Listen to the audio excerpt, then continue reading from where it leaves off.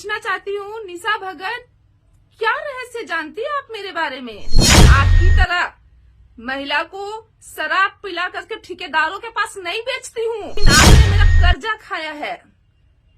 आप 5,000 पैसा क्यों ली थी मेरे से, याद है ना?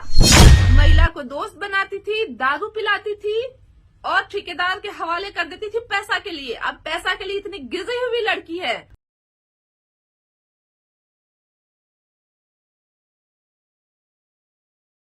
साथियों, सलाम, नमस्ते, सत श्री अकाल और जय भीम जोहार।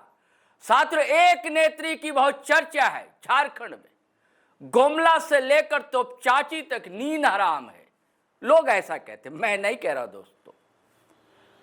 सवाल यह है कि नारी के साथ क्या बदसलूकी है या नारी ही नारी की दुश्मन है। मैं ऐसी बातें दोस्तों क्यों कह रहा हूं? हालांकि ये चाचा चाची मामा मामी ये लोग कहा करते हैं।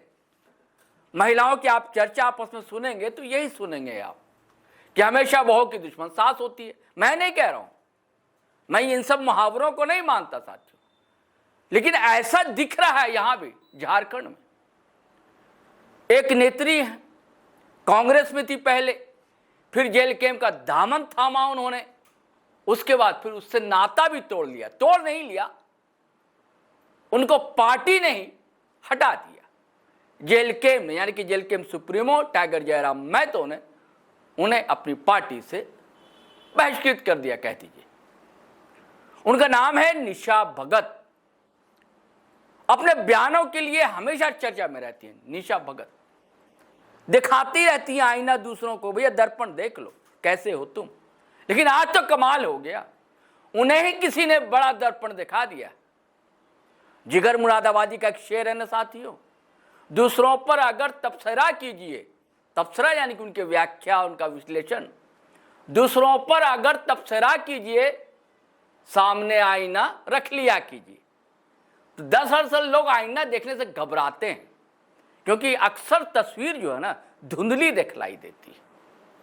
तो निशा भगत जो सबको आईना दिखला रही थी, दर्पण दिखला रही थी, उनके सामने ही दर्पण लाकर दिखला दिया। और जब तस्वीर उसमें दिखी निशा भगत की, तो पैरों तले से उनकी जमीन खिसक जाएगी। किसकी? निशा भगत की। क्योंकि जो आईना दिखाया है, किसने दिखाया मैं बताऊं? वो भी एक चर्चित नेत्री है, एक्टिविस्ट है, उनका नाम है सुषमा बड़ाइक। बीच में उन्होंने भी जेल कैंप के कुछ नेताओं पर आरोप लगाए थे। और इधर जो निशा भगत है, ये भी ताबड़तोड़ हमले कर रही है जेल कैंप पर। लेकिन ये क्या हो गया? एक बात और बता दूं कि टाइगर जयराम जो हैं, एक को चाची अब कहने लगे हैं और एक को दीदी कहते ही। निशा दीदी आज भी कहते हैं, और जो चाची कहते हैं समझ लीजिए सुषमा बड़ाइक को। तो सुषमा बड़ाइक ने जो आईना दिखाया तो घबरा गई है निशा भगत। और क्या क्या उनका चेहरा दिखा उसमें दोस्तों, मैं बताने की स्थिति में नहीं हूं। जैसी जैसी बातें जो हैं कही हैं सुषमा बड़ाइक ने, मैं तो यही कहूंगा आपसे, धैर्य के साथ सुनिए इस वीडियो को, लेकिन कमेंट कीजिए वो भी धैर्य के साथ, मर्यादा में रहकर कीजिए। आप लोग अक्सर जो है ना मर्यादा की सीमाएं लांघ जाते हैं, यह नहीं होना चाहिए। अगर आप झारखंडी हैं तो आपको डॉक्टर जयपाल सिंह मुंडा को याद रखना होगा।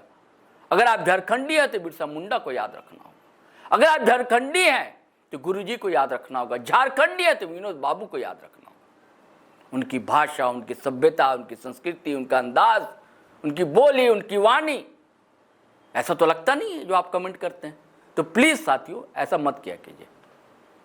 राजनीतिक प्रतिद्वंदिता चलती रहती है, चलनी भी चाहिए, लोकतंत्र की यही खूबसूरती है। लेकिन कमेंट करते समय थोड़ा ध्यान रखिए, टाइप करते समय भटका मत किया कीजिए। चलिए मैं चाहता हूं सीधे सुनिए आप सुषमा बड़ाइक ने कहा क्या है। निशा भगत वो कह रही है मैं समाज से बहिष्कृत हूँ, समाज मेरे साथ खड़ा नहीं है और वो मेरा बहुत सारा रहस्य जानती है। तो मैं पूछना चाहती हूँ निशा भगत, क्या रहस्य जानती है आप मेरे बारे में और क्यों नहीं बताती समाज को? और मैं समाज से बहिष्कृत नहीं हूँ। संविधान ने मुझे बहिष्कार नहीं किया है। और आप जैसे घटिया प्रवृत्ति के लोगों को संविधान पूछेगा भी नहीं, जो कुछ भी किसी के बारे में भी गाली ग्लोज उल्टा पुल्टा बोलती है और उसको संविधान पूछेगा। संविधान सल्यूट करता है हमको। पहले आप अपने बारे में देखिए। मैं आपकी तरह महिला को शराब पिला करके ठेकेदारों के पास नहीं बेचती हूँ। मैंने आपका कर्जा नहीं खाया है, लेकिन आपने मेरा कर्जा खाया है। आप 5,000 पैसा क्यों ली थी मेरे से, याद है ना? 10,000 मांग रही थी आप, सौदा करने आई थी आप। कोई भगत को लेकर के जो रेस्टोरेंट चलाता है, सिर्फ और सिर्फ आप ठेकेदार लोगों के संपर्क में रहती थी, महिला को दोस्त बनाती थी, दारू पिलाती थी और ठेकेदार के हवाले कर देती थी पैसा के लिए। अब पैसा के लिए इतनी गिरी हुई लड़की है। अगर मैं गलत होती और मेरा कोई राज होता, तो जिससे मैं लड़ रही हूँ ना, पूरे सिस्टम के ढांचा से लड़ रही हूँ, पूरे प्रशासन डिपार्टमेंट से लड़ रही हूँ, वो लोग मुझे छोड़ देते क्या? आज राज्य सरकार का 10 सिक्योरिटी मेरे पास है। बिना वजह तो कोई किसी को सरकार सुरक्षा नहीं प्रोवाइड कराता है। तो सरकार और संविधान बखूबी जानता है कि समाज के लिए बेहतर कौन है।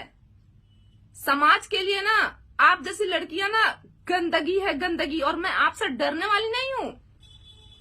क्या राज जानती है आप? बोलिए तो सही। और मैं आपके पास गई थी, आप हमेशा मुझे कॉल करके बुलाती थी, आपको हमेशा मेरी जरूरत पड़ती थी। मैं तो बस देखना चाहती थी आपकी ईमानदारी कि आपकी पहुंच कहां तक है। और जयराम में तो कोई गलत नहीं लिखे हैं। श्रीमती, आप किसके साथ शादी की है आपको पता है ना? यही कहते हैं कि समाज के 2 चेहरे होते हैं। समाज को यह भी बताइए ना कि आप जेल में जिससे बात करती है सोनू सिंह कौन है?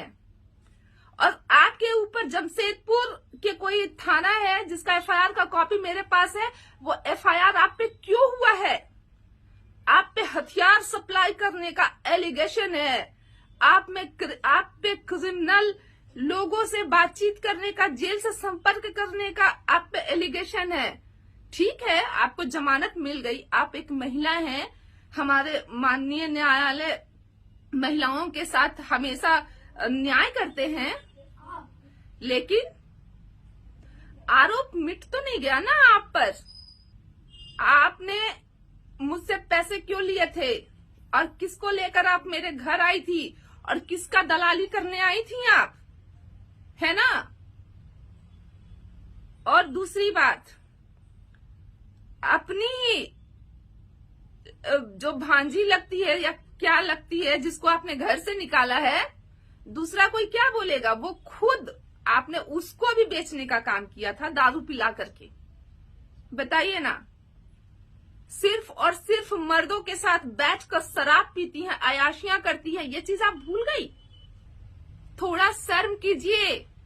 नेम और फेम कमाने के लिए इतना हद तक मत गिर जाइए निशा भगत, वरना बहुत महंगा पड़ेगा आपको। चलिए साथियों, आपने सुना, मैं कोई पक्ष नहीं हूं, ना पक्षकार हूं। मैं स्याही के हैं दुश्मन, ना सफेदी के हैं दोस्त। हम तो आईना है, आईना दिखा देते हैं। हम लोग का भी यही काम होता है, आईना दिखाना और आईना दिखाने की कोशिश करते हैं। चलिए अब इजाजत दीजिए, आज्ञा दीजिए, लेकिन जाने से पहले वही गुजारिश है कि अगर आपने हमारा चैनल सब्सक्राइब नहीं किया है तो कर लीजिए, और वीडियो हमेशा की तरह लाइक कीजिए, कमेंट कीजिए, शेयर कीजिए। इजाजत दीजिए, आज्ञा दीजिए। जय हिंद, जय भारत।